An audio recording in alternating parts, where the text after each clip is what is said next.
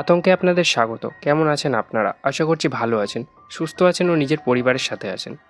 আমি বেশি কথা না বাড়িয়ে ঘটনাতে যাচ্ছি। ঘটনা লিখেছে রাহুল। এই সত্য ভৌতিক ঘটনাটি ঘটে আমার বাবার সাথে। বাবা সিকিউরিটি গার্ডের কাজ করতেন। তখন সালটা 2012। বাবা তখন একটি কলকাতার বড় বিল্ডিংয়ে সিকিউরিটি গার্ডের কাজ করতেন। বাবা ওখানে অনেক দিন ধরেই কাজ করছিলেন। কোনোদিন কোনো অলৌকিক ঘটনা ঘটেনি বাবার সাথে, কিন্তু একদিন বাবার সাথে এমন একটি ঘটনা ঘটল যার কারণে বাবা কাজ ছাড়তে বাধ্য হন। একদিন রাত 2টোর দিকে বাবা বিল্ডিং রাউন্ড দেওয়ার জন্য ওপরে ওঠেন। 3rd ফ্লোরে বাবা উঠে দেখেন একজন মহিলাকে, যে সেখানে হাঁটছে।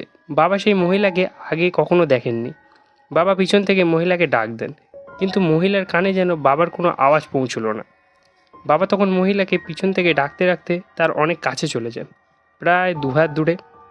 তখন সেই মহিলা হঠাৎ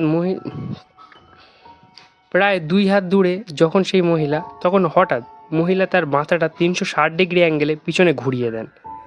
বাবা এই দৃশ্য দেখে সেখানেই অজ্ঞান হয়ে যান। পরের দিন বিল্ডিংয়ের রুমে থাকা কয়েকজন লোক বাবার চোখে মুখে জল দিয়ে বাবার জ্ঞান ফেরায়।